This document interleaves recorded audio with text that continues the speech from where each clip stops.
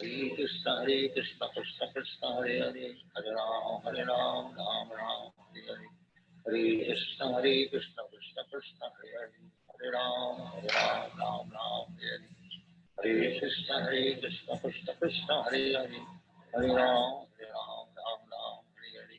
Hare Krishna, Krishna Krishna, Hare Hare, Hare Ram, Ram Ram, Hare Hare. Hare Krishna, Krishna Krishna, Hare Hare, Hare Ram, Ram Ram, Hare Hare. Hare Krishna, Krishna Krishna, Hare Hare, Hare Ram, Ram Ram. Hare Krishna, Krishna Krishna, Hare Hare, Hare Ram, Ram Ram, Hare Hare. Hare Krishna, Krishna Krishna, Hare Hare, Hare Ram, Ram Ram, Hare Hare. Hare Krishna, Krishna Krishna, Hare Hare, Hare Ram, Ram Ram, Hare Hare.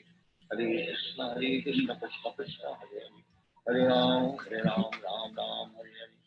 Hare Krishna, Krishna Krishna, Hare Hare, Hare Ram, Ram Ram, Hare Hare. Hare Krishna, Krishna Krishna, Hare Hare, Hare Ram, Ram Ram, Hare Hare. Hare Krishna, Krishna Krishna, Hare Hare, Hare Ram, Ram Ram, Hare Hare. Hare Krishna, Krishna Krishna, Hare Hare, Hare Ram, Ram Ram. Hare Krishna, Hare Krishna, Hare Ram, Ram. Hare Krishna, Radha Venkat Prabhu, Dandat Pranam, Jai Prabhupada. Who came up with the password? We could have chosen something better than what we have there. Actually, we didn't care for the password. We just didn't want people to, be worried about thinking what that password is, because we want as many people to join these calls. There's nothing secret about what we are telling them.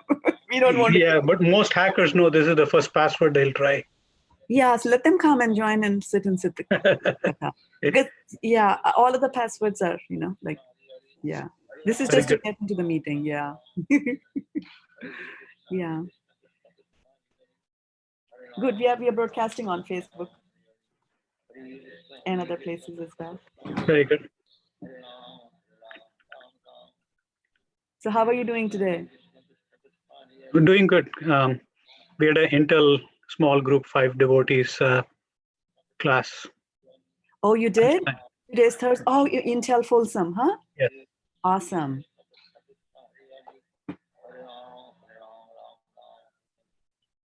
Very nice. Okay, I'll let you continue your preparation time. Yeah, thank you. Yeah, I'm just waiting for Maharaj to come and others to join as well. You win the first prize of being the first one to join the Zoom today. Hare Krishna,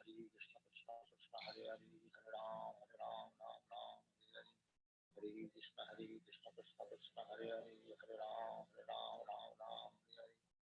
Hare Krishna, Krishna Krishna, Hare Hare, Hare Ram, Ram Ram, Hare Hare.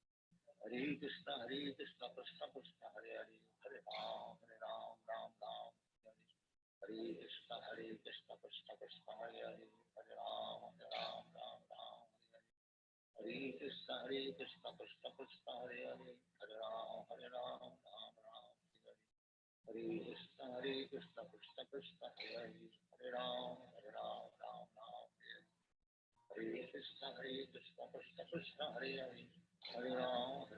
Ram Ram, Hare Hare.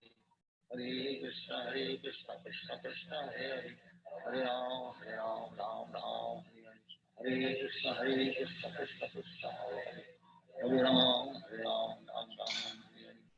Hare Krishna, Krishna Krishna, Hare Hare, Hare Ram, Ram Hare Hare. Hare Krishna, Krishna Krishna, Hare Hare, Hare Ram, Ram.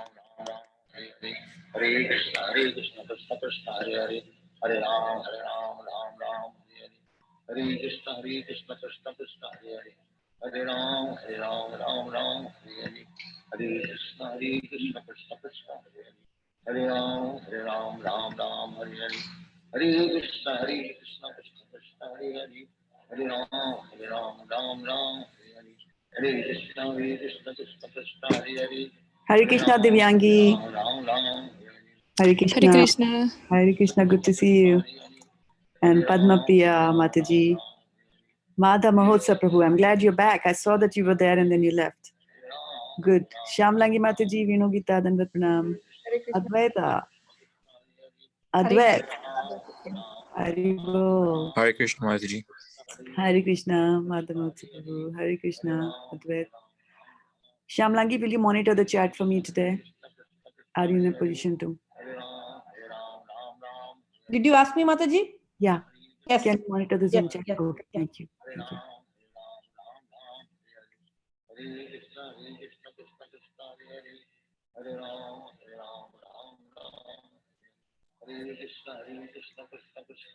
Okay, so we're waiting for Guru Maharaj.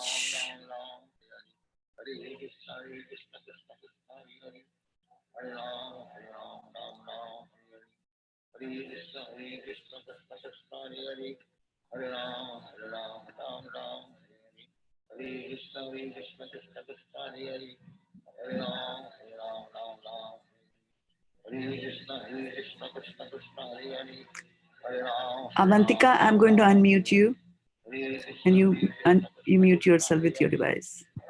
Okay. Thank you. Is Bharat with you? He can't come today. He has a class. Ooh, the clash, huh?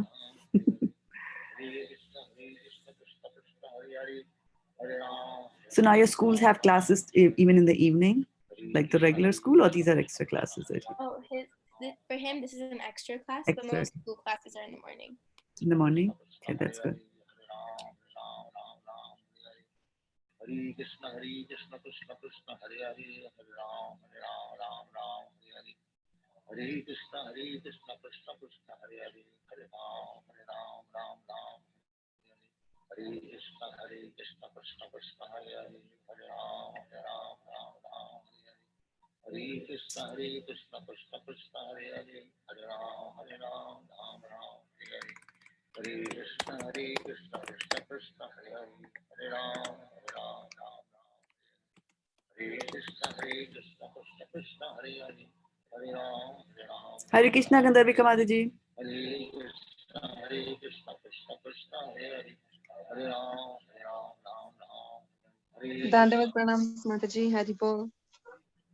Okay, hold on for some reason. Okay, I'll be back. For some reason, Guru Maharaj is not able to join with that link.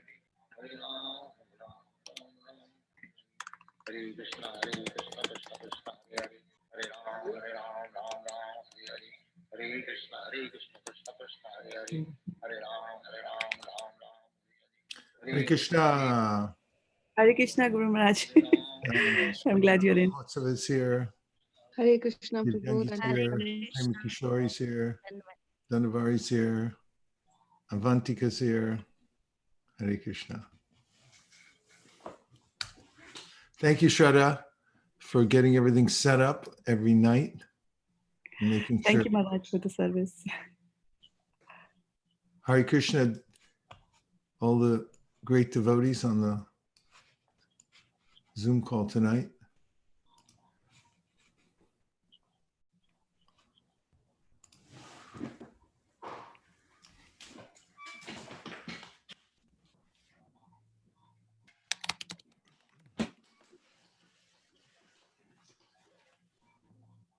Jaya Radha Madhava Kunja Bihari Radha Madhava Kunja Bihari Jaya Radha Madhava Kunja Bihari Jaya Radha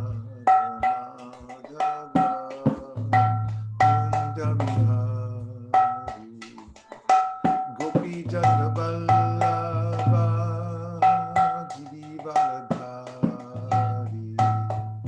Gopi Jana Vallabha Giri Varadhari Gopi Jana Vallabha Giri Varadhari Gopi Jana Vallabha Giri Varadhari Yashoda Nandana Braja Janarandana Yashoda Nandana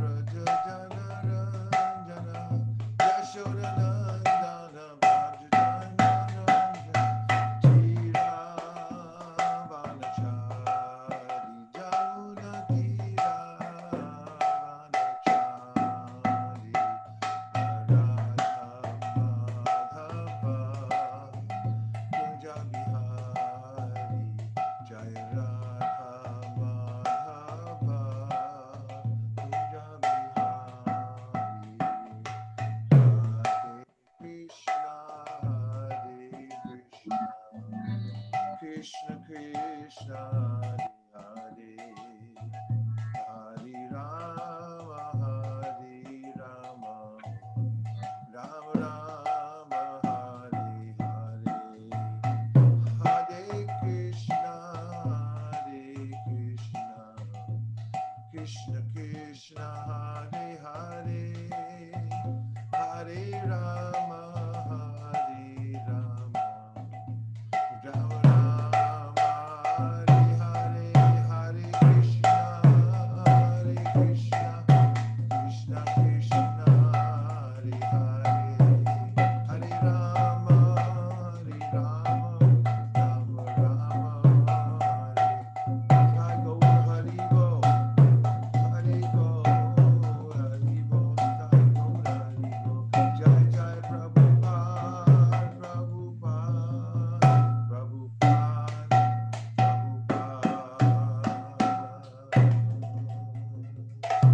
Jai Om Vishwavad Paramhamsa Vicharya Stotra Bhaktisiddhanta Swami Maharaj Srila Prabhupada. Jai Om Vishwavad Paramhamsa Vicharya Stotra Srimad Srila Bhaktisiddhanta Sarasvati Goswami Maharaj ki jai.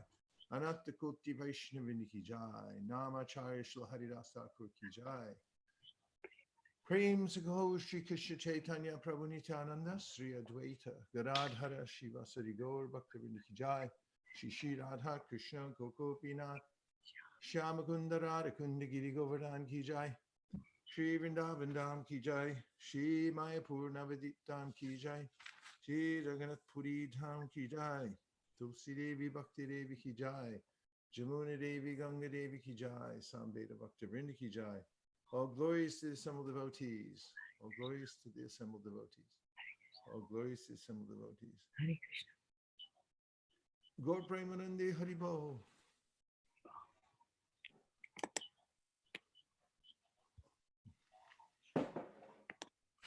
Om Jnana Timirandasya Jnananjana Shalakaya Chakshurun Militam Yena Tasmai Shri Gurave Namaha Shri Chaitanya Manobhishtam Stapitam Yena Bhutale Swayam Rupa Kadahmayam Dadati Swapadantikam Vandeham Sri Guru Sri Yuta Parakamalam Shri Gurun Vaishnavamscha Shri Rupam Sagrajatam Sahagana Raghunatham Vitam Tam Sajivam Sadvaitam Sadvatutam Parijana Sahitam Krishna Chaitanya Devam Shri Radha Krishna Padan Sahagana Lalita Shri Vishakan Vitamscha Nama Om Vishnu Padaya Krishna Preshtaya Bhutale Srimate Bhaktivedanta Swami Niti Namine Namaste Saraswate Deve Gauravani Pracharine Nirvishesha Shunyavadi Paschatya Shatarine Nama Om Vishnu Padaya Krishna Preshtaya Bhutale Srimate Bhaktisiddhanta Sarasvati Tinamine Shri Varshavana Videvi Daitaya Krupadaye Krishna Sambandha Vijnana Dayani Prabhave Namaha Madhuryo Jwala Premadya Shri Rupa Nuga Bhaktida Shri Gaura Karuna Shakti Vigrahaya Namostute Namaste Gauravani Shri Murtaye Dinatarine Rupanuga Virudhapa Siddhanta Dvanta Harine Namo Gorakishoraya Sakchad Vairagya Murtaye Vipralambara Sambode Padambu Jayate Namaha Namo Bhaktivinodaya Sakchirananda Namine Gaura Shakti Swarupaya Rupanuga Varayate Gaura Virvava Bomestam Nirdesa Sajana Priya Vaishnava Sarvabhauma Shri Jagannathaya Te Namaha Vancha Kalpatarubhyascha Kripa Sindhubhya Evacha Patitanam Pavanebhyo Vaishnavebhyo Namo Namaha Namo Mahavaranyaya Krishna Prema Pradayate Krishnaya Krishna Chaitanya Namne Goratushe Namaha. Panchatatvatmakam Krishnam Bhaktarupa Swarupakam Bhaktavataram Bhaktakyam Namami Bhaktashaktikam. Hey Krishna Karuna Sindho Dinabandho Jagatpate Gopesha Gopika Kanta Radha Kanta Namostute Jayatam Suratau Pangor Mama Manda Matergati Matsarva Swapadamboja Radha Madanamohano Divya Vrindaranya Kalpadrumadha Srimad Ratnagara Singhasanasta Srimad Radha Shila Govinda Deva Prishtali Bi Sevyamanu Smarami Sriman Rasarasaram Vivam Shiva Tatatastita Karshan Venu Swanir Gopir Gopinatha Shriyestunaha Tapta Kanchana Gaurangi Radhe Vrindavaneshwari Vrishabhanu Sute Devi Pranamami Hari Priye Vrindayai Tulsi Devyai Priyai Keshavasya Cha Vishnu Bhakti Prade Devi Satyavatai Namo Namaha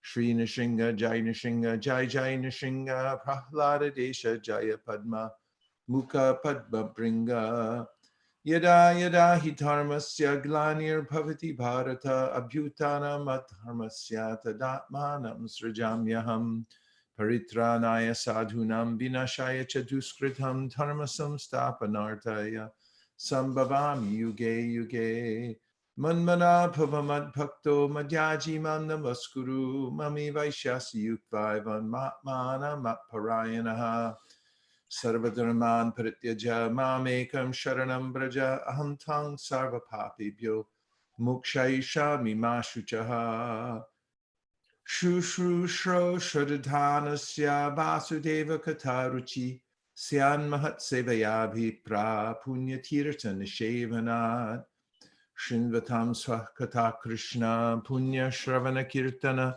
Hridyantaksto Hibadrani Vidhunoti Suhrit Satam Nashta Praeshu Bhadreshu Nityam Bhagavata Sevaya Bhagavati Utama Shloke Bhaktir Bhavati Naishtiki Tada Rajastamo Bhava Kamalubharayaschaye Cheta Iter Anavitam Stitam Sattve Prasidati Evam Prasanna Manaso Bhagavad Bhakti Yogataha Bhagavat Tattva Vijnanam Mukta Sangasya Jayate Vidyate Hridaya Grantishchijante Sarva Samshaya Shiyante Chasya Karmani Drishteva Atmanishvare Malihai Karishe Bijarupan Shravana Kirtana Jale Kareshukan. When a person receives a seed of devotional service, he should take care of it by becoming a gardener and sowing the seed in his heart. If he waters the seed gradually by the process of Shravana and Kirtana, hearing and chanting, the seed will begin to sprout. Tahan vistari tahoy pale prema pal ihan male sheche nitya shravanadi jal. The creeper greatly expands in the Goloka Vrindavan planet, and there it produces the fruit of love for Krishna. Although remaining in the material world, the gardener regularly sprinkles the creeper with the water of hearing and chanting. Vairagya Vidya Nija Bhakti Yoga Shikshartameka Purusha Purana Shri Krishna Chaitanya Sharira Dhari Krabham Buddhir Yastamaham Pravadye. Let me take shelter of the Supreme Personality of Godhead, Shri Krishna, who has descended in the form of Lord Chaitanya Mahaprabhu to teach us real knowledge, his devotional service, and detachment from whatever does not foster Krishna consciousness. He has descended because he is an ocean of transcendental mercy. Let me surrender unto his lotus feet. Kala nashtam bhakti yogam nijam ja pradush kartam Krishna Chaitanya nama avirbhutas tasya padaravinde gadham liyatam chitta bringa. Let my consciousness, which is like a honeybee, take shelter of the lotus feet of the Supreme Personality of Godhead, who has just now appeared as Sri Chaitanya Mahaprabhu to teach the ancient system of devotional service to himself, this system had almost been lost due to the influence of time. Namashreshtam manamapi shachiputramatra swarupam shirupam tasya grajam urupurim maturim goshtavatim radha kundam girivadamoho radhika madhavasham prapto yasya pratitakripaya shri gurun tam natosmi.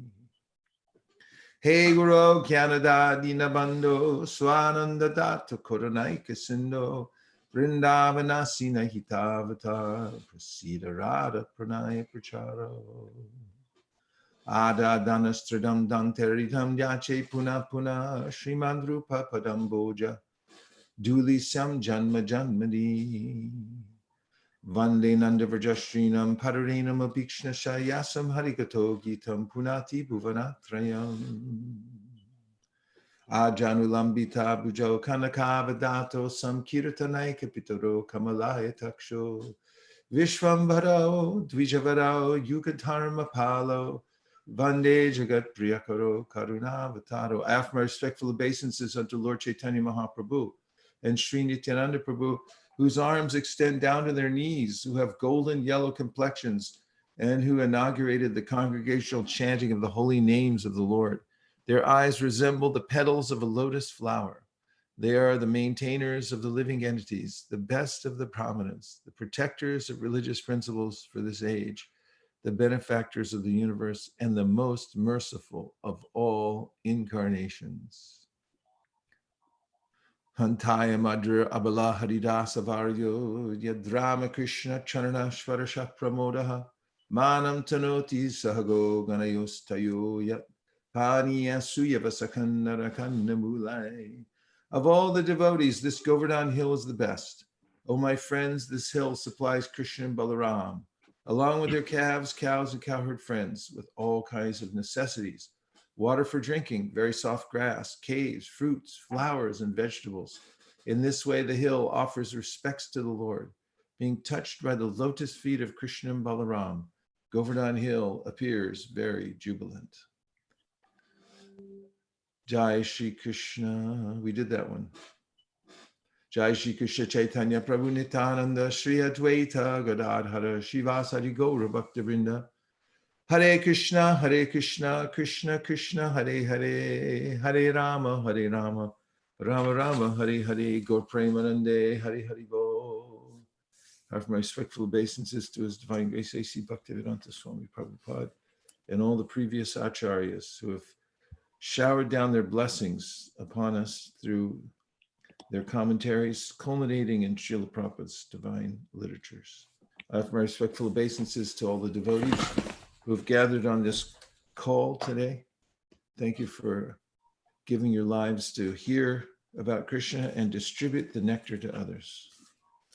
That makes you, according to the gopis and Srimati Radharani, the highest of all living entities. We're starting tonight to look at the 6th chapter of the Bhagavad Gita. This chapter is called Dhyana Yoga.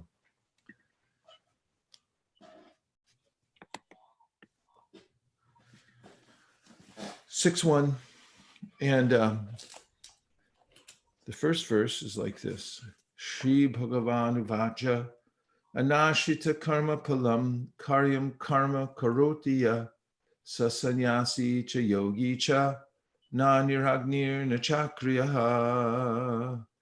Let somebody else can unmute, and we'll have 3 chanters in succession. Somebody unmute. I'm just going to open up the line to allow the participants to unmute themselves. Hare Krishna. Go ahead. Shri Bhagavan Uvacha Anashrita Karma Phalam Karyam Karma Karoti Ya Sa Sanyasi Cha Yogi Cha Na Niragnir Na Chakriyaha. Dear devotees, you can press unmute to unmute yourself and go ahead. Sri Bhagavan Vacha Anasritaha Karma Phalam Karyam Karma Karoti Ya Sasanyasi Cha Yogi Cha Na Niragni Na Chakriyaha. Or Ek.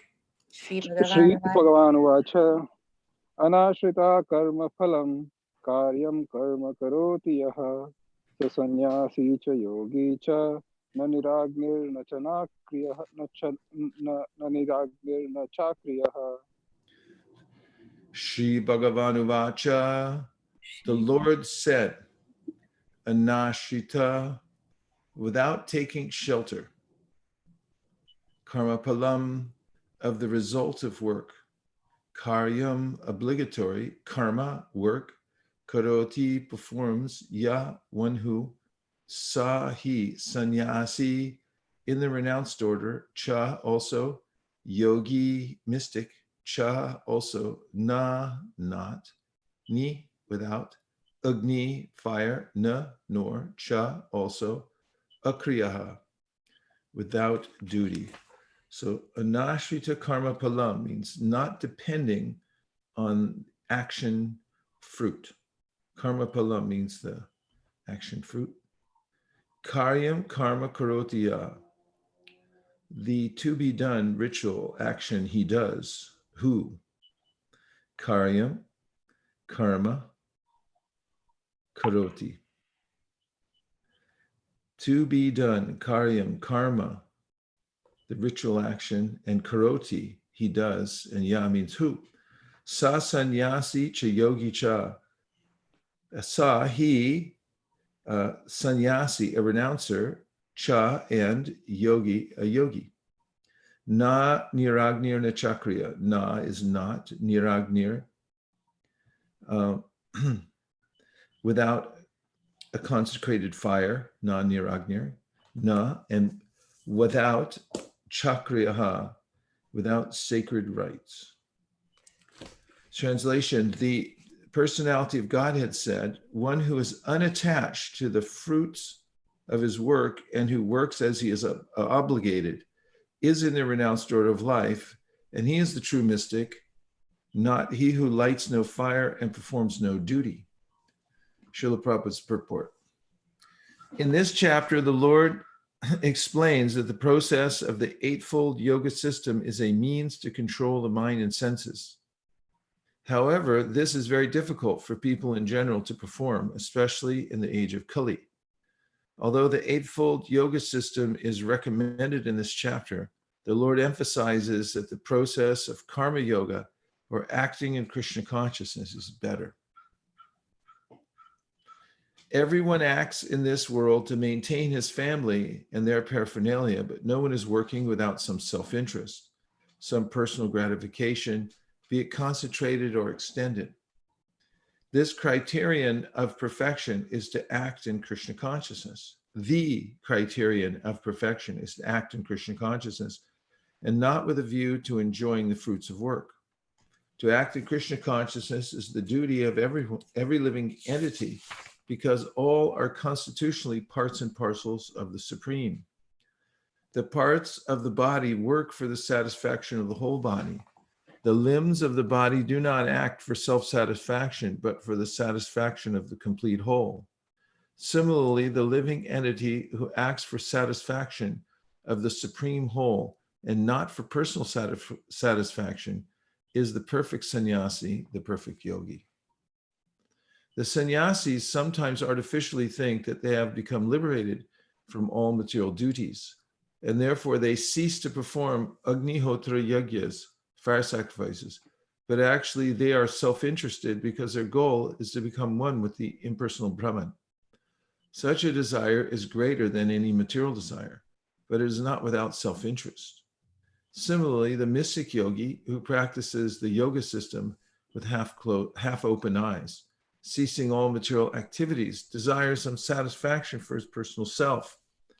But a person acting in Krishna consciousness works for the satisfaction of the whole without self-interest.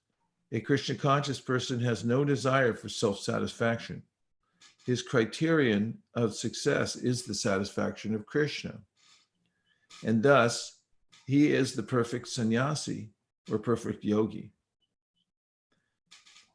Lord Chaitanya, the highest perfectional symbol of renunciation, prays in this way: na dhanam, na janam, na sundarim, kavitam va jagadishakamaye, Mama janmani janmanishvare bhavatad bhakti rahaitu ki tvai. O Almighty Lord, I have no desire to accumulate wealth, nor to enjoy beautiful women, nor do I want any number of followers. What I want only is the causeless mercy of your devotional service in my life, birth after birth. The translation again is, the Supreme Personality of Godhead said, one who is unattached to the fruits of his work and who works as he is obligated is in the renounced order of life, and he is the true mystic, not he who lights no fire and performs no work. So this chapter is about the process of eightfold yoga as a means to control the minds and senses. And it's not so easy to do in this age, because people are born into a kind of morass of the lower modes of material nature. And it requires, does mystic yoga, some diligent practice. In fact, in the Yoga Sutras by Patanjali, he mentions that if you want to make progress in yoga, you have to practice. And that to the degree that you practice, to that degree, you'll make advancement. And Prabhupada says, although this eightfold yoga system is recommended in this chapter, the Lord emphasizes that the process of karma yoga or acting Krishna consciousness is better. And the reason is that ultimately the perfectional stage of yoga means to develop one's psychology in such a way that one understands, first of all, the difference between the body and the self, and then understands the super spirit or Krishna, and understands that my highest interest is in cooperating with Krishna, and cooperating means serving. There is quite a bit of discussion throughout the Srimad Bhagavatam and the Bhagavad Gita about the mistaken identity of the living entity. The mistake is thinking that I'm related to matter. And there are many different kinds of ways in which people become attached to the material nature. This can include even those who are trying to achieve some kind of liberation and who go to extreme measures to try to emancipate themselves by freeing themselves from the bodily conception of life. And some of those people concentrate, they learn how to control the mind, they concentrate on different aspects of the material nature. However, they end up really becoming connected to those subtle forms of matter in the material nature. And even though they attain some kind of temporary situation where they're no longer disturbed by the mind, because they're so concentrated on one aspect of material nature, that sooner or later, the samskars, which are imprints on the very fine material nature of the mind, and there's always an imprint with every kind of sensual activity that we experience in this world, that experience leaves a print. It's like a digital print, or a little bit more sophisticated than digital prints, but it's there. And even after the sense interaction is finished, there's a way in which the print stays there in the form of an impression called a samskar. And these subtle impressions then stay there in a latent form, but they can at any time emerge and disturb the mind of a person. And an example given by the acharyas quite frequently is Saubhari Muni. The Saubhari Muni, although he was such an accomplished yogi that to show his power of renunciation, he went to the bottom of the Jamuna and stayed there. And that's not such an easy thing to do. You have to learn how to breathe underwater somehow. And extremely renounced. He stayed there for thousands of years. But because of a samskar that was there imprinted on his consciousness, his mind or chitta, at a particular point when he opened his eyes, he saw some fish mating, and that samskar was reawakened. And that forced him to come out of the water. And then, as everyone's read the story, he became a grihastha with lots and lots of wives and became really entangled.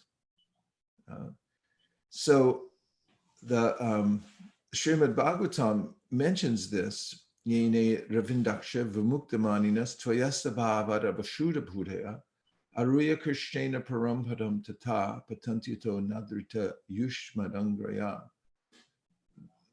Bhagavatam says, unless somebody, well, first of all, just the relevant part is that there are people, many types of people attain some kind of a temporary liberation, a liberated state from the fluctuations of the mind. But because they haven't reached the ultimate goal, they again are disturbed and they fall back down again. Patantyada means again they fall back down again. Where are they falling? Into samsara, which is caused by the mind. As Krishna has already confirmed or is yet to confirm in the 8th chapter of the Bhagavad Gita, yang vapi smaran bhavam tajayante kalevaram. When you leave your body, the impressions that you've developed in your mind are going to carry you to your next body. Saratat bhava bhavita. So sometimes these samskars make people fall down into the very low position of birth and death in the material world. So Krishna is saying here, you have to get real. You have to really understand what the essence of yoga is. And that is to be aligned in your heart and soul with serving Krishna. And it doesn't mean that you try to detach yourself from all kinds of work, including doing sacrifices, lighting a fire in ritual, but really means that you should use your senses in your work because we're accustomed to that anyway, but without self-desire. Use them in service to Krishna. And actually, it's a little known fact, but the Bhagavatam tries to bring this out for the people of the world.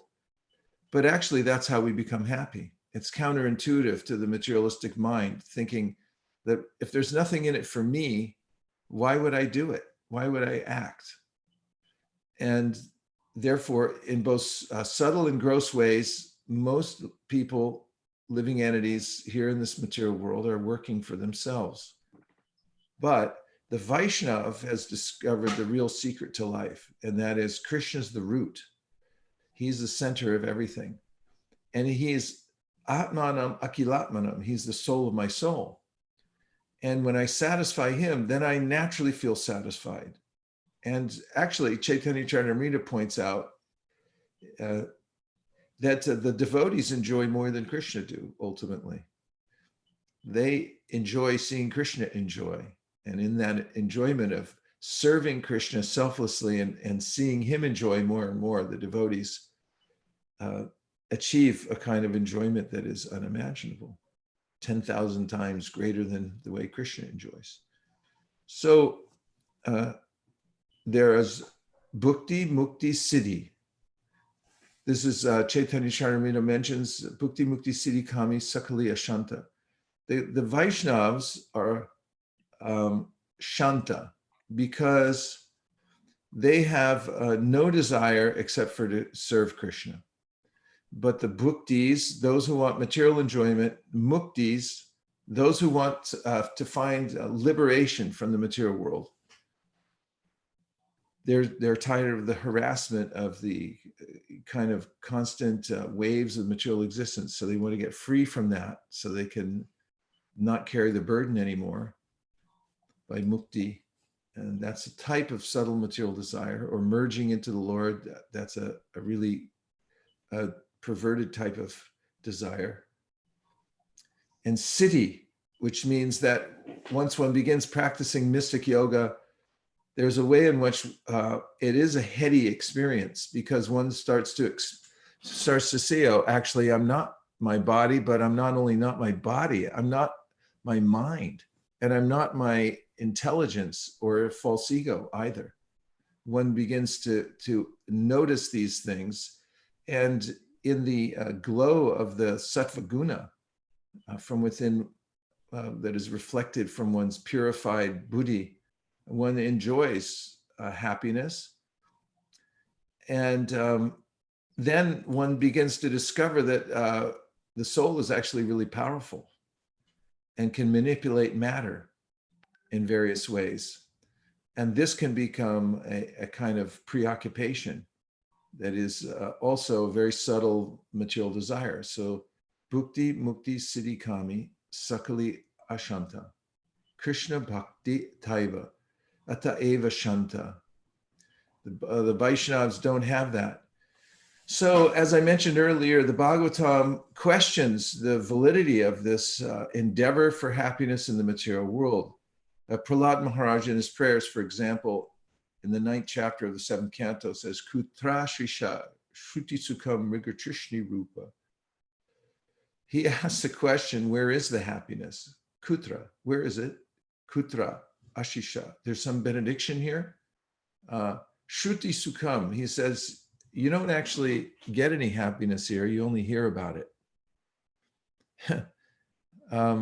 Mrigatrishni Rupa, it's a kind of mirage. It appears like there should be happiness, but there isn't. So Krishna's giving very practical knowledge here, and that is that one should do one's work in the world, but in a dedicated fashion.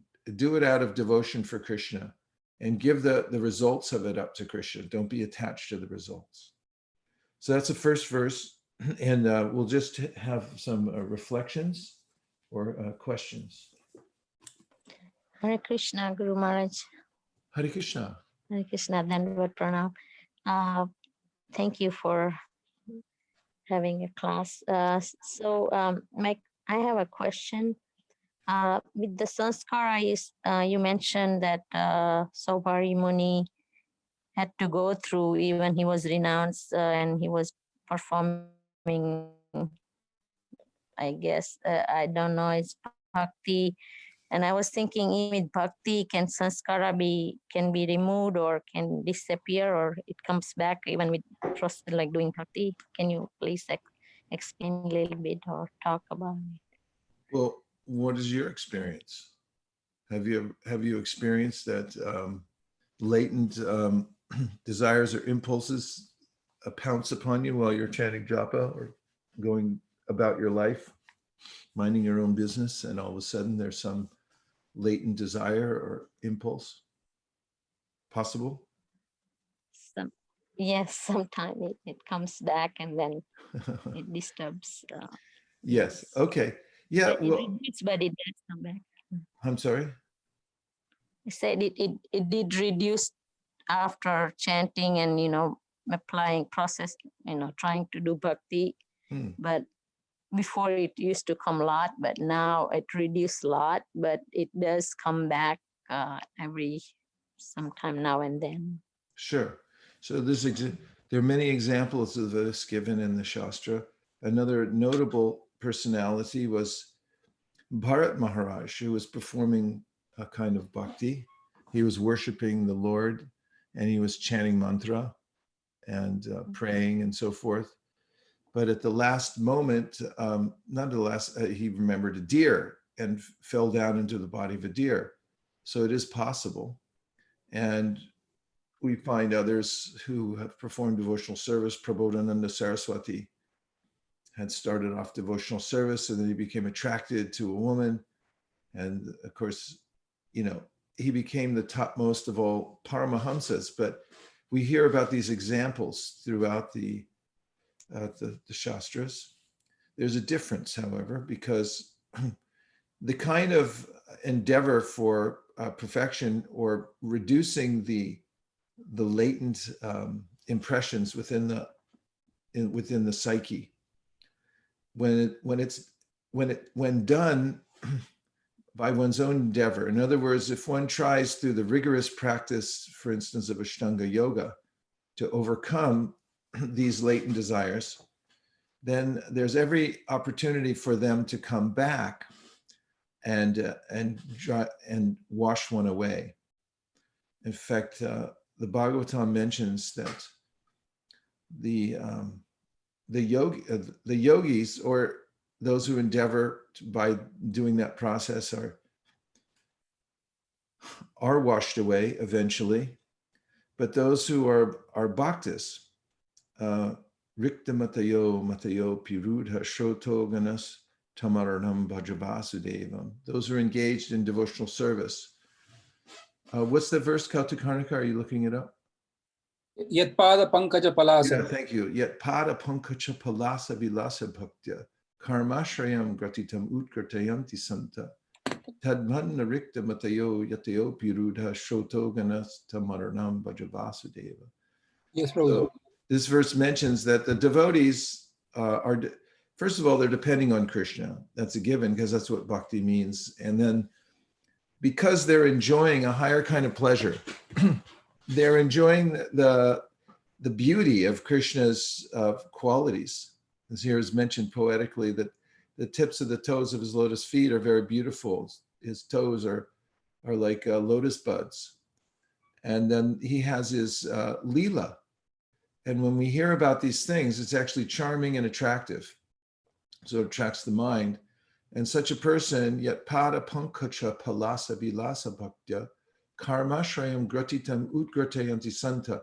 So such a person can actually cut the knot of material desires, which means that those latent impressions can be destroyed. However, Rikta Matayo means somebody who's empty-headed. They don't have Krishna in their minds. And Krishna's beautiful, and the form of the Lord is beautiful, and it's necessary ultimately for success for one to be able to meditate on the Supreme Personality of Godhead. Whatever meditation, even in the Yoga Sutras, when you get to Sutra, first chapter, 20th verse, it says, Ishvara Pranidan, that if you want to bypass a lot of the rigorous types of practice from Ashtanga Yoga, then Pranidan, put your head in supplication before Ishvara and surrender to God. And the commentators, especially Vaishnava commentators and others, have pointed out here in the Yoga Sutras, which relates to the 6th chapter of the Bhagavad Gita, that by doing that, one bypasses the very difficult stages of practicing Ashtanga by the grace of the Supreme Personality of Godhead. And this is an important point. There's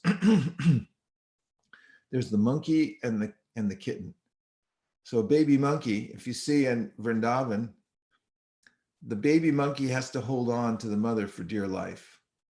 As you'll see it wrapped around the belly, holding on. The mother monkey's jumping from tree to tree, has to hold on. Sometimes they fall off. I've seen it just walking along on Parikram, all of a sudden a little monkey drops out of the tree.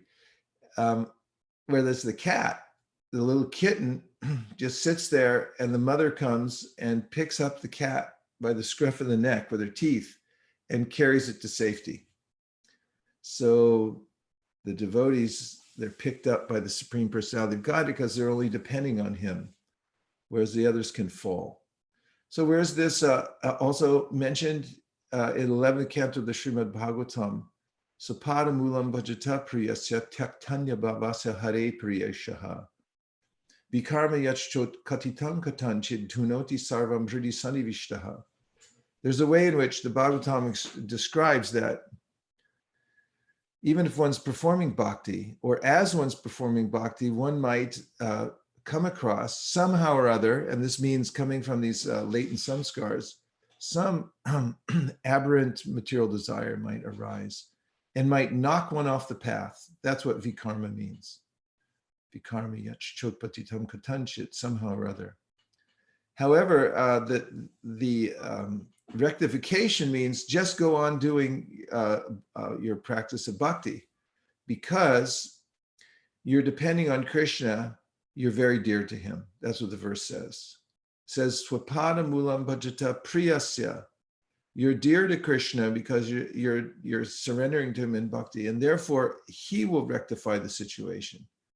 Whereas the yogis and others who are taking it upon themselves to ascend to a higher position, they're depending on their own prowess and their own rigorous practice. Not that devotees aren't rigorous in their practice, but ultimately they're protected by Krishna. That's why in bhakti, yes, there are obviously latent desires, these samskars, and they will remanifest throughout various aspects of our practice until we come to see Krishna face to face and no more material body. But they can be overcome by Krishna's mercy. Another question or comment? Thank you, Hare Krishna, Guru Maharaj. Hare Krishna. Maharaj, there are some on Facebook. Okay. So there's this question from Krsna Das Prabhu, and he says that it seems like Saubari Muni was able to withstand the influence of his samskaras till he offended Garuda. So could you elaborate on how our determination or our desires are affected by aparadh? Yeah, that's mentioned in the Bhagavatam. If you offend devotees, then your devotional prowess, your opulence, everything will be diminished. And then you'll have to experience the bitterness of falling down. So don't offend devotees. Mahaprabhu said this also when he gave the metaphor of the gardener.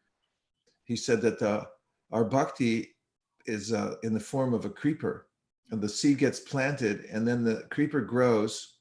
But when it's there as a creeper and you offend devotees, then what happens is that the mad elephant comes in your garden and tramples the creeper and breaks it. So don't offend devotees. What other things do we have?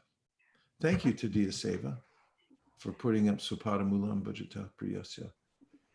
Any other reflections or questions, or Sridas Prabhu, you want to make a comment? No, Prabhuji. Okay. What was that, Shraddha? You had something else? There was a comment from Bhaktin Sumati. She really likes the monkey and the kitten analogy that you gave. I know, you do like cats. And Bhakti Lata Mataji from the East, she is asking this question that till the fruit of love of Godhead comes, do we not feel any real love for Krishna at all during the process? There's a way in which the steps, the stages of devotional service are described in a linear fashion. Adau Shraddha Tata Sadhu Sangha Bhajana Kriya means that it starts with faith, and then there's Sadhu Sangha, association with devotees, and then there's a way that one takes up the practice, and then there's a Narta Nivriti. One has to deal with these impressions that have accumulated within the mind and heart for so many years, and overcome them. And then there's ruchi, and then one becomes, then there's nishta, and then ruchi, then bhava, and then prema. However, the acharyas mentioned that at any time one can experience one of the other advanced stages. An example is Narada Muni. Narada Muni was just a neophyte in the practice of bhakti, and he had received association from sadhus, and he was practicing, and then he had an unusually advanced experience, the topmost perfection, where he was actually seeing Krishna, experiencing Krishna through all his senses. And then that experience was short-lived, and it was Krishna's arrangement who spoke to him in an unembodied voice and said, "You're not ready for this yet." So that's proof that a person can experience that which is beyond just one's particular stage of practice by Krishna's arrangement, or, as the Nectar Devotion points out, by the association of very advanced devotees. Very advanced devotees have a kind of influence on us that's described there by Rupa Goswami to be like the moonshine. Their hearts are so saturated with the love of God, and they have such a powerful charisma. Actually, the word charisma is like Krishna. It means godly character, actually, charisma.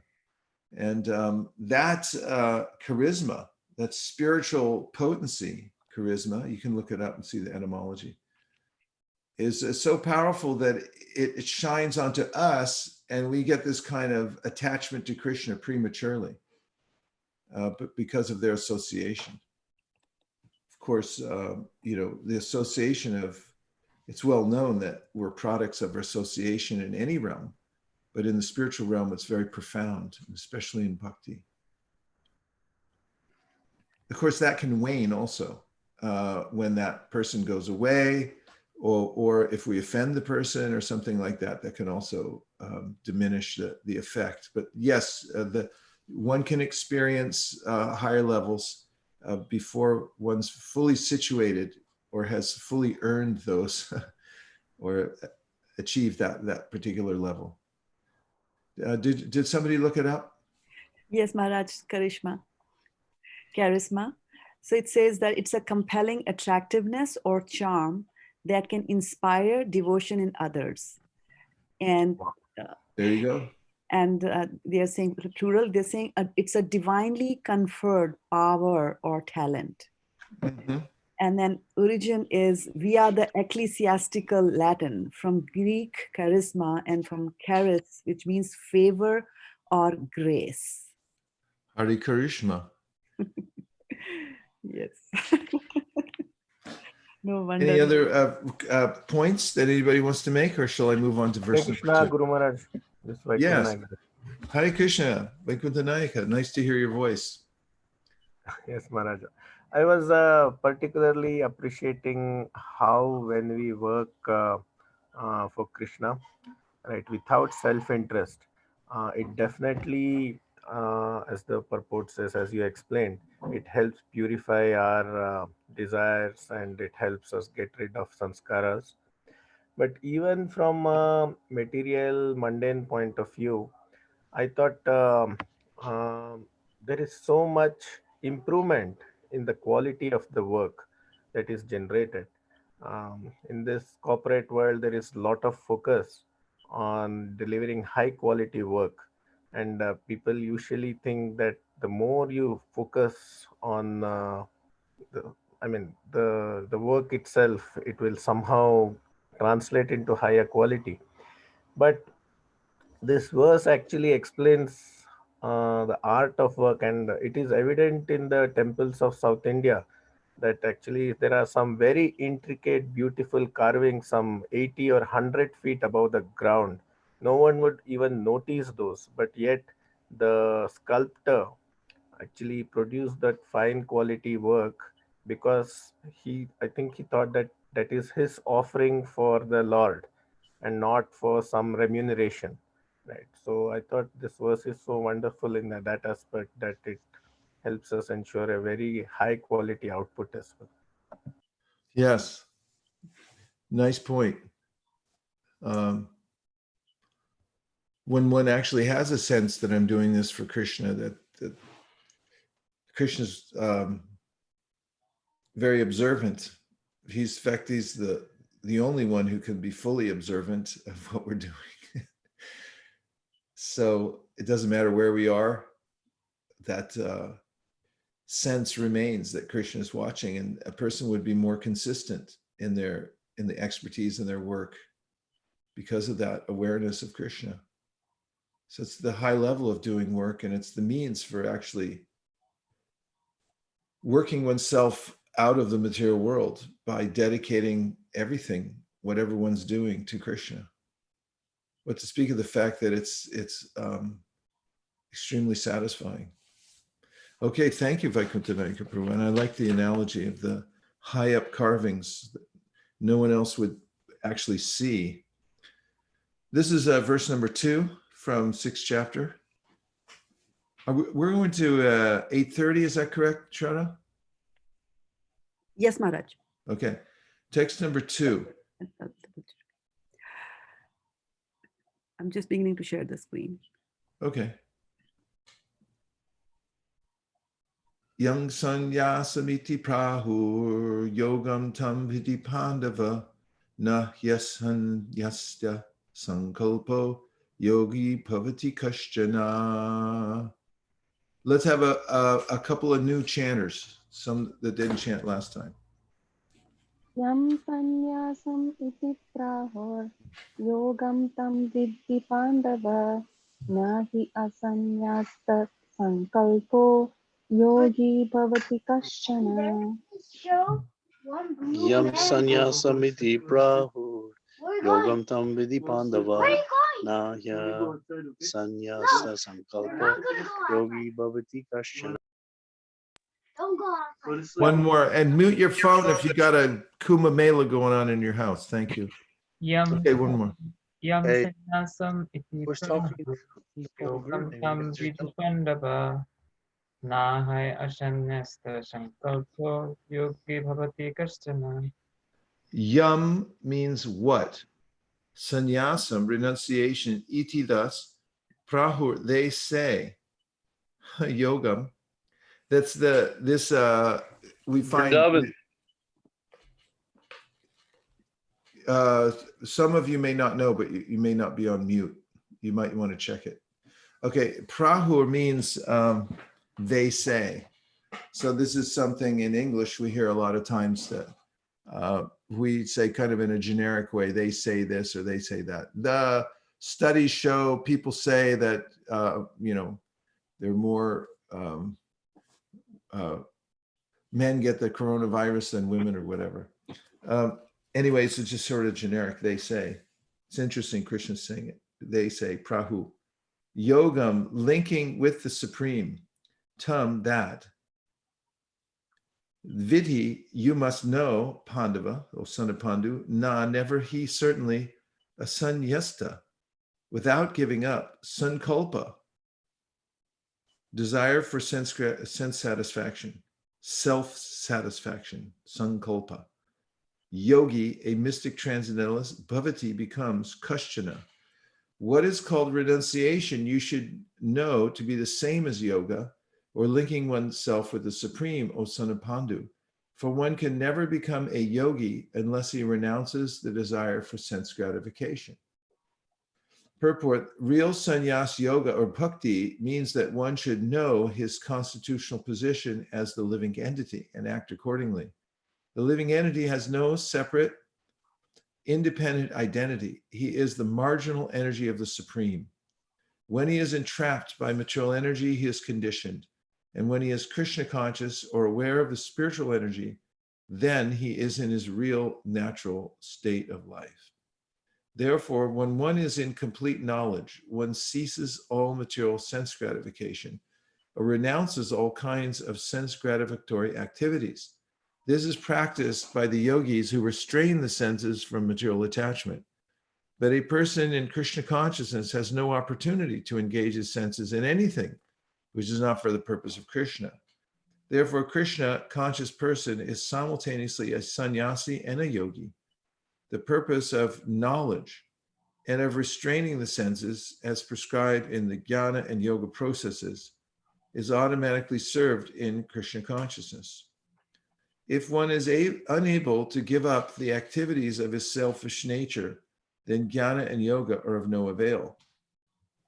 The real aim is for a living entity to give up all selfish satisfaction and to be prepared to satisfy the Supreme. A Krishna conscious person has no desire for any kind of self-enjoyment. He is always engaged for the enjoyment of the Supreme. One who has no information of the Supreme must therefore be engaged in self-satisfaction, because no one can stand on the platform of inactivity. all purposes are perfectly served by the practice of Krishna consciousness. This word sannyas, actually, there are different ways of looking at the word, but sannyasa, nyas means where you place something properly. Sannyasa means that you know how to place all things in their proper order, apply them correctly. Like when you put on tilak, it's a nyasa. You put it on in different locations on your body, starting here. Keshavaya namaha, Narayanaya namaha, Om Madhavaya namaha, Om Govindaya namaha, Vishnavaya namaha, etc. And similarly, a person who is aware of the fact that Krishna is the supreme controller, owner of everything, Ishavasamidang sarvam yatkincha jagatyam jagat. Tena tyaktena bunjita magridha kasasudanam. You know everything belongs to the Supreme Personality of Godhead, and you place everything in his service.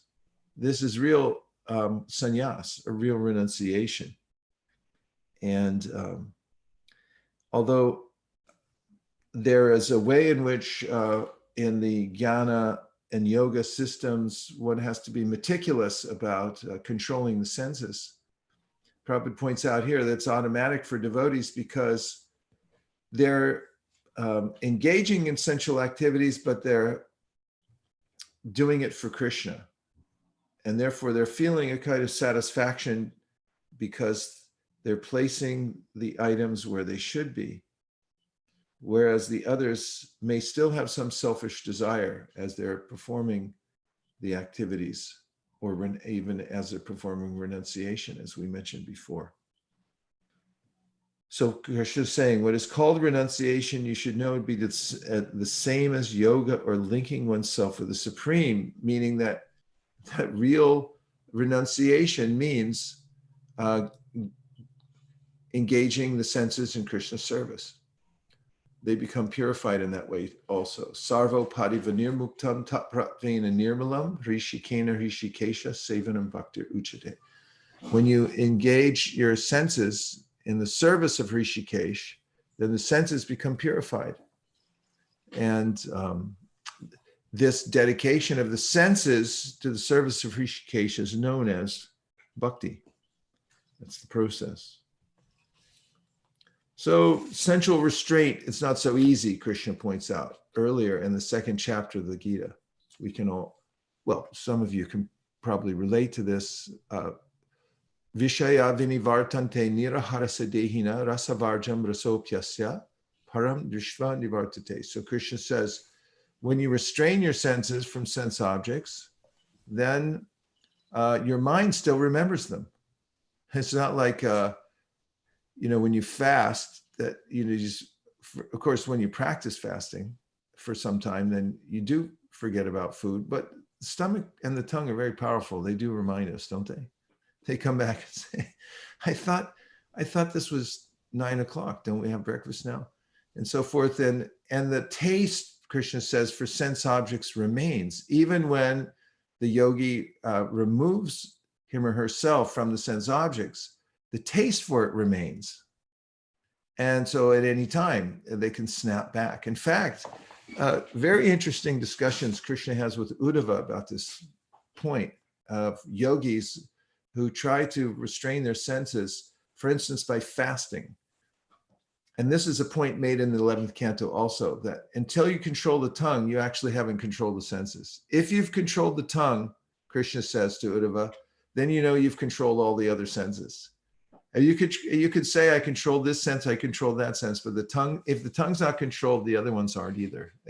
Another verse, of course, is Atashi Krishna Nabha Vedgraim Indriye Seva Mukhi Jivado Swayameva Spuratyada. Another verse pointing out that the tongue is the gateway sense to all the others. If you control that, then you can control everything. Then Krishna goes on to say, sometimes yogis restrain their tongues by fasting for long periods of time.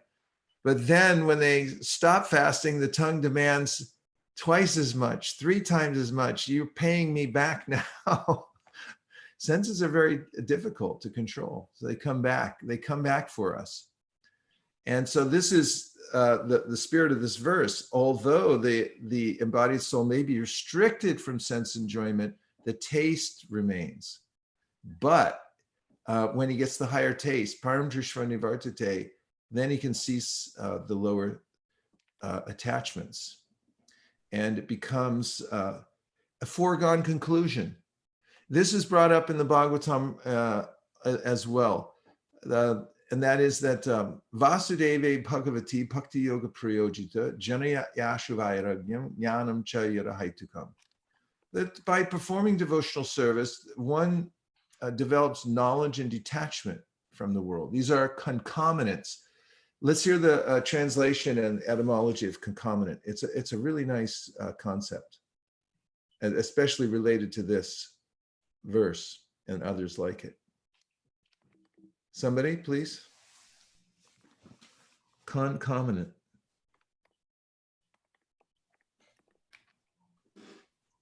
This is naturally accompanying or associated with something. Naturally accompanying or associated with something. So what's naturally accompanying the performance of bhakti is a knowledge and detachment. Comes automatically. And then give the etymology. Is there more?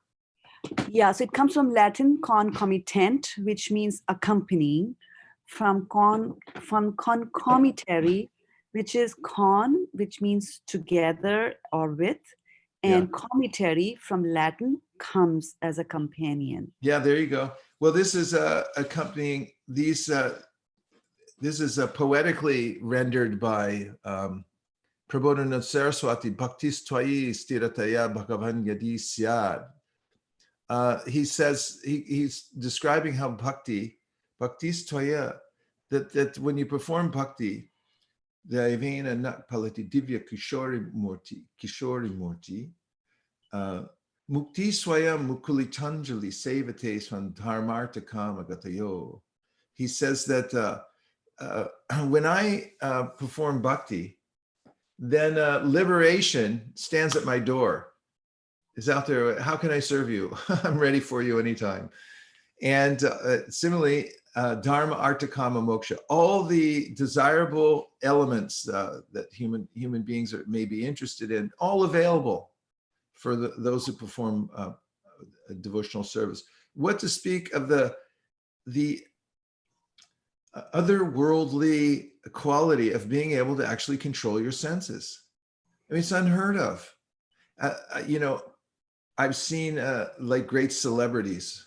Even I saw George Harrison, an interview with him, and he was a nice person, and he connected with devotional service and with Prabhupada and sang some songs, and then he was talking about how people shouldn't take drugs, and he said, well, I should preach to myself because he said I'm not perfect in that, so I can't really tell other people as strongly as I wish I could. I mean, and you look at yogis, we already mentioned, it's not uncommon for people to speak about it, but not be able to actually do it. But a common person who practices bhakti and surrenders to Krishna through the process of bhakti yoga can actually do it. We've seen it before. Of course, it's not easy, and there may be a narta nivritti where somebody then runs into a rough patch here or there, but that has to rectify him or herself. But there will be a time that person, by performing devotional service, will come to nishta, and they'll be able, as Prabhupada said, to stand on their own 2 feet. And so this is not common. Nobody can do that. But if you perform bhakti, if you're a simple person, you may be an uneducated person, but still, if sincere practice of bhakti, and just try to work for Krishna the best you can, then you're going to naturally develop these qualities of jnana and vairagya. You'll become full of knowledge. Knowledge really means to understand what is what. You understand that some basic things that most people don't know. One is, this world isn't my home. Second, I'm not my body. These are commonsensical, but even PhDs, or maybe even especially PhDs, don't know these things oftentimes because their knowledge is stolen, aprahita jnana. And a simple bhakta knows these things. Therefore, Krishna is saying here, what's called renunciation, you should know to be the same as yoga or linking oneself with the Supreme. And the test is, as Krishna goes on to say, O son of Pandu, for one can never become a yogi unless he renounces the desire for sense gratification. So you can restrain the senses, you can do all kinds of things, you can fast, you can go underwater, but until you renounce the desire for sense gratification because you actually decide, I like serving Krishna better. I like devotees. I think they're the coolest people who ever lived. Like Bhaktivinoda Thakur. I have this poster on my wall here. I've had it since we started the monthly Sankirtan festivals in 2007. And I look at this every day. I mean, there's nobody cooler than Bhaktivinoda Thakur or Prabhupada or Srila Bhaktisiddhanta, who's right behind me. And if one becomes attached to Vaishnavas who have these powers and just holds on to them, then practically success is guaranteed. So now we'll take some reflections or questions. I was just going to say that Bhaktivinoda Thakur is charismatic. Yeah, Vaishnavas, Bhaktivinoda Thakur, they're actually charismatic. And because they're divinely empowered, that's what the word means. And there's no replacement for that. When there's a pinch of self-desire, even if somebody's very eloquent or very renounced, it's still the effect isn't the same. But if somebody have truly decided in their heart that I'm doing this, I'm surrendering to Krishna.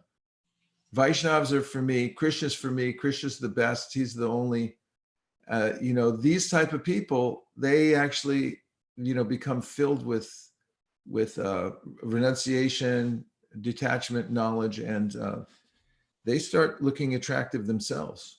People get attracted. They're like, where'd you get that? Even Hiranyakashipu wanted to know that because he did every austerity in the world better than anybody's ever done it or ever will do it. He just flat out was the most austere person who ever lived. And then, he attained mystic mystic powers, and everyone had to bow down to him except for his son. And now Hiranyakashipu is asking him, like, where are you getting this from? How did you get fearlessness? You're not afraid of me. That he couldn't understand it. This is, he said, Kimbala, where'd you get this power? So the devotees, they developed this power from Krishna. Yes, other reflections or questions, please. There are two on Facebook. That's Madhav Prem Prabhu and Padma Kumari. They are mining it. So should I go ahead? Yeah. The first one, thank you, Madhav. The first one is from Ankush Kumar Singhal. And he's asking that how does a devotee engage himself in devotional service and at the same time control mind, intelligence, and ego, as Bhagavatam tells us. And his initiated name is Ajay Nitai Das. I missed that. Jai Nitai Prabhu. So it does require that we perform the activities of devotional service like Shravanam, Kirtanam, Vishnu Smaranam, Padasevanam, Archanam, Vandanam, Dasyam, Sakyam, Atma Nivedanam. And let's just say we're going to engage in hearing. So although the fact, we mentioned this point that there are concomitants, that one develops this kind of knowledge and detachment from doing the devotional service. Well, you do have to do it. So it's important to muster the kind of willpower to follow the process of bhakti. That's why Rupa Goswami mentions utsaha nischaya dharya tat karma parvartana sangatyagat sutovrite shadbir bhakti prasiddhyati. He doesn't say, it'll just happen automatically. You sleep and eat, and somebody else will walk in your room and read the Bhagavatam to you. Of course, you know, that would be nice. But the fact is, you have to try for it. You do have to control your senses in bhakti also, so that you can do the activities. And when you do that properly, then naturally you'll start to develop a taste for them. And you do have to struggle also. Anartha nivritti means there are obstacles to overcome, so you have to be determined, and you have to be persistent. Utsahan nischayat dharyat. Nischayat dharyat. You have to be determined, you have to be patient, and go on with your practice of bhakti. So we are yogis. It's not that we're not yogis, except we just have a slightly different idea. Even as I mentioned before, and it's worth mentioning again, in his treatise, the Yoga Sutras, which is really about, it's more about practice than it is about philosophy, the Yoga Sutras, but he gives some philosophy of psychology, the psychology of yoga and how our minds work. And there's a rigorous process to control the mind. It starts with yam and then niyam. And that means that you have to be honest. You can't lie. You have to not cheat. You can't steal. Then there's ways in which you have to practice controlling and regulating the senses. You have to be celibate to practice yoga. You also have to, not eat too much, not eat too little, and so forth. And then you have to practice meditation. You have to do asana, and so forth. Pratyahara, you have to pull back the senses from their objects, and this and that. Later on, he says, does Patanjali that Ishvara Pranidan. If you focus your attention on God, on Ishvara, and take his grace, then it's a lot easier. It expedites the system, so you can control the senses. So we do get help, obviously, from Krishna, and it is a concomitant, but we do have to try for it. So it means live in good association and have good guidance, and don't give up, and keep practicing devotional service. In chanting japa, for instance, we should learn to control our minds, because that's very valuable. If you chant and you think of other things, like the mind at a certain level just has chatter going on. And if you're chanting and you're listening to chatter at the same time, then you really aren't getting the full benefit of the chanting. So why not control your mind and at least do 10 mantras every day where you fully focus? That could be done, or even 2. You have to start somewhere and apply yourself to the process of bhakti. Okay, what else? Maharaj, quick question. Go ahead. Who did? This is Tadiya Maharaj. Hi, go. Go ahead.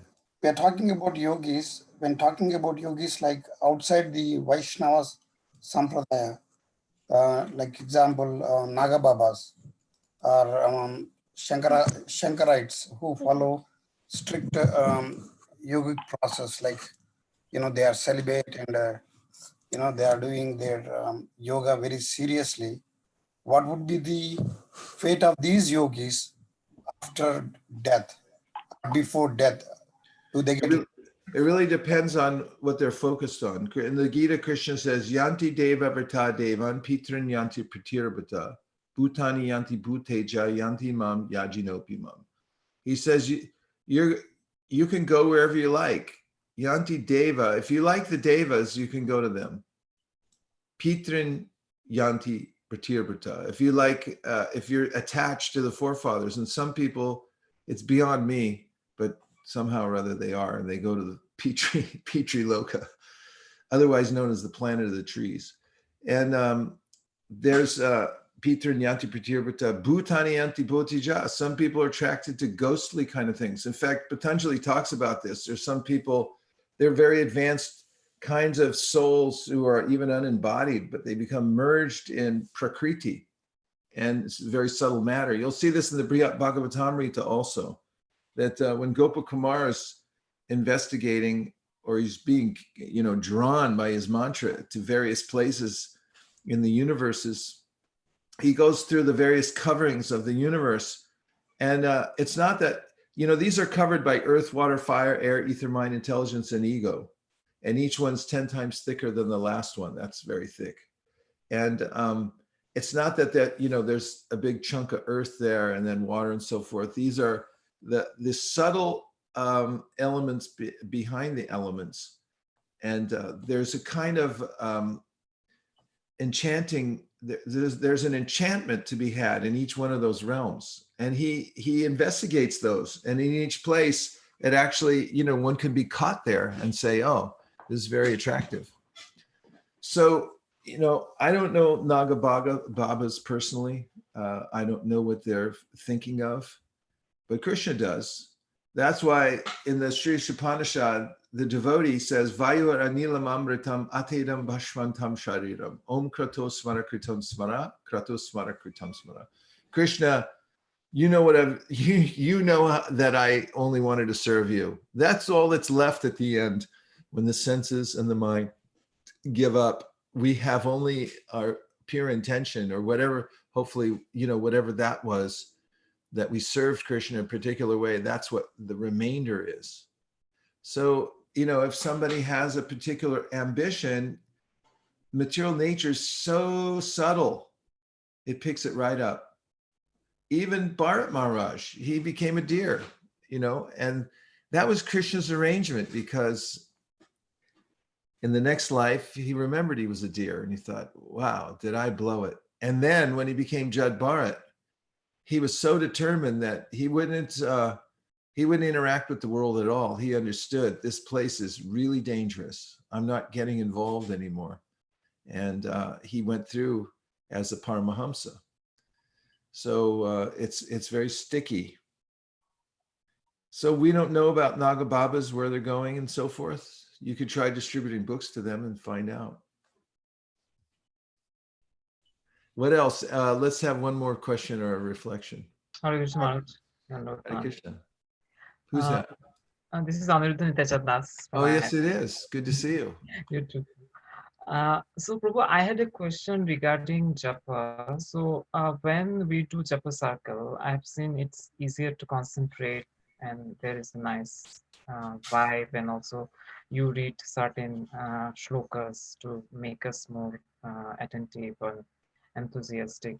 But I've seen Prabhu, when doing japa alone at home, it's not the same or that easy to be attentive or to focus. So would you give any practical tip on how to be similarly attentive in japa chanting at home, like in japa circle? Sure. Well, all this goes to controlling the mind. One of the aspects of controlling the mind that's very important to perform every day is called swadhyaya.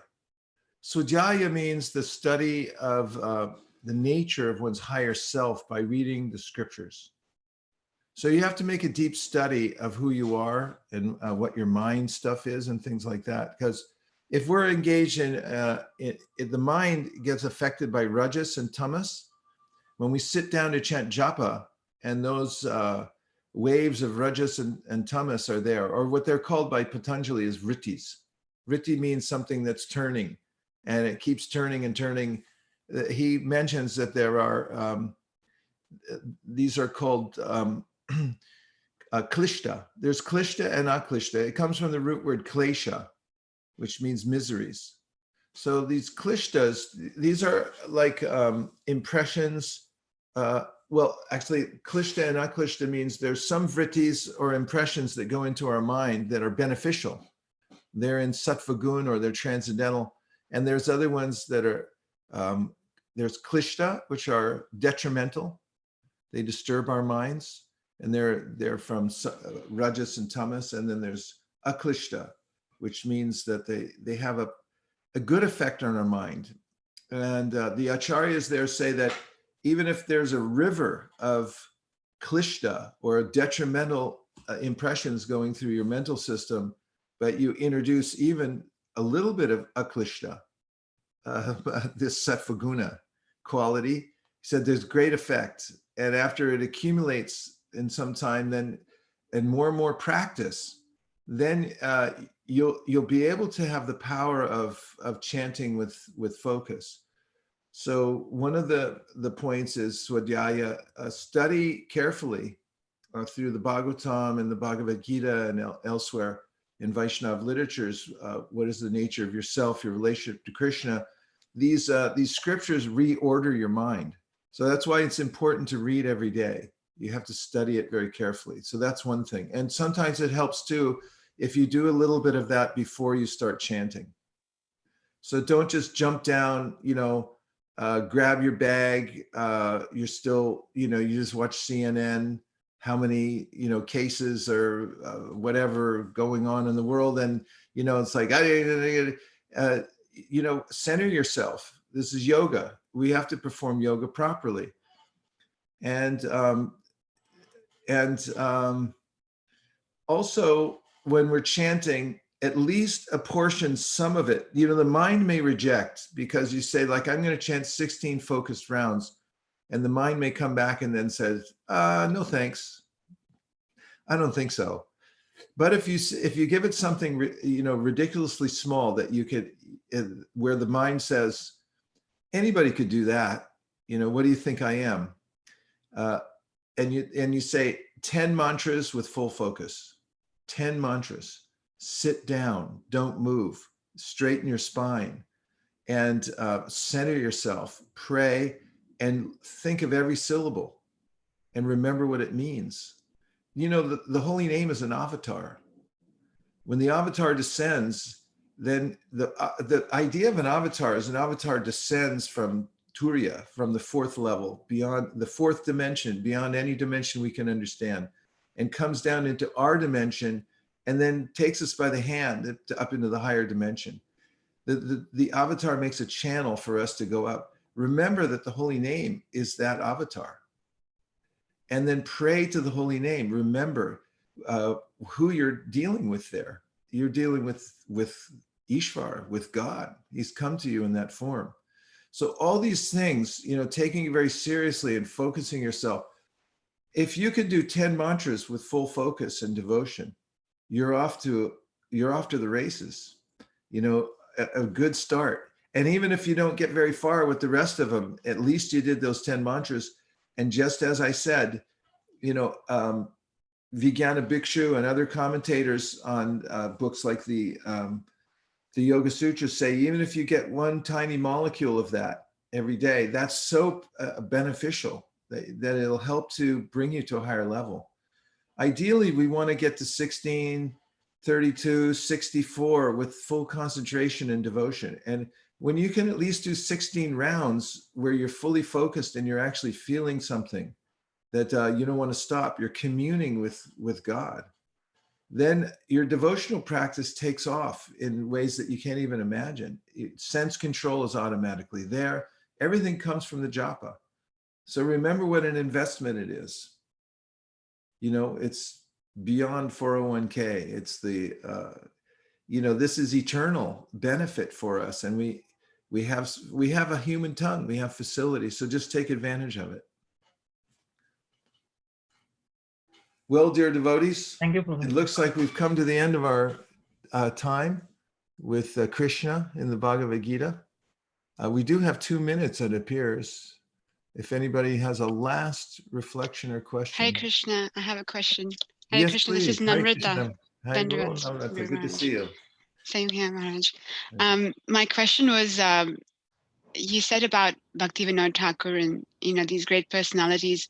When we think of them or pray to them, or even personalities that we're inspired by, like Prahlad Maharaj or Kunti Maharani, how does that connection happen? Are we connecting with them when we're praying to them? Yeah, we definitely are. We're connecting to them by praying to them, by keeping their images and so forth, because these devotees are called tirthas. Tirtha means a bridge. It means a bridge from here to the spiritual world. And the main tirtha we have to get to Krishna Loka, to go beyond the material world is the Vaishnava.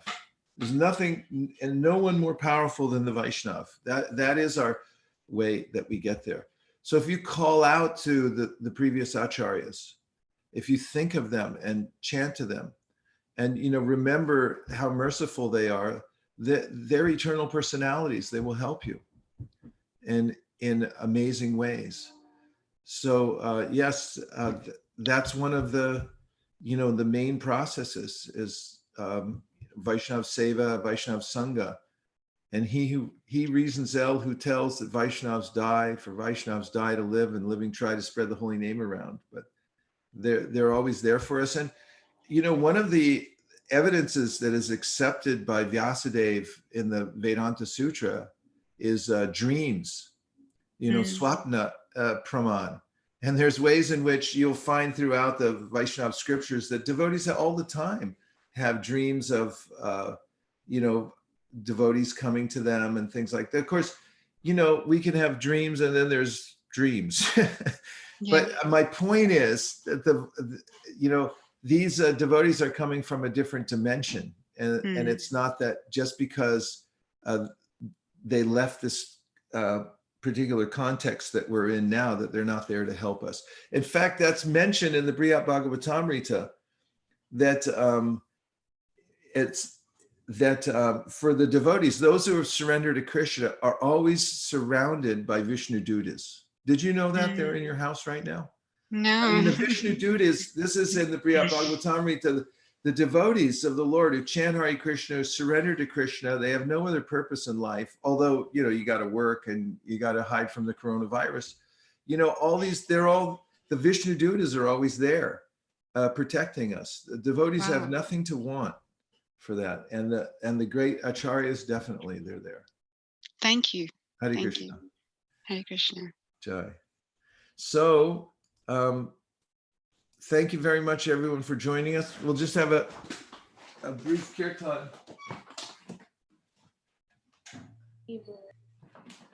Namo Vishnu Padaya Krishna Prishtaya Bhutale Srimate Bhaktivedanta Swami Namine Namo Vishnu Padaya Krishna Prishtaya Bhutale Srimate Bhaktivedanta Swami Namine Namaste Saraswati Devi Gauravani Pracharine Nirvishesha Shunyavadi Paschatya Shatarine Jai Shri Krishna Chaitanya Prabhu Nityananda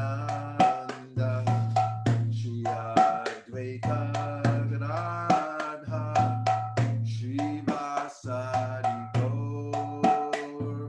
Everybody, Jaya Shri Krishna Chaitanya Prabhu Nityananda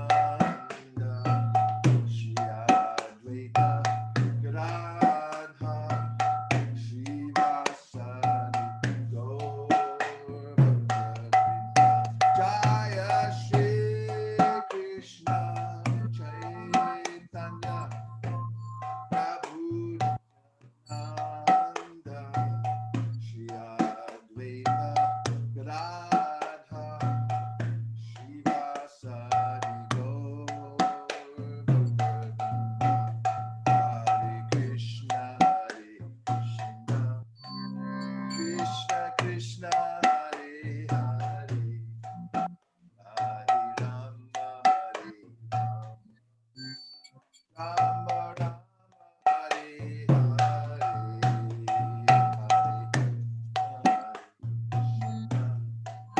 Krishna Krishna Hare Hare Hare Rama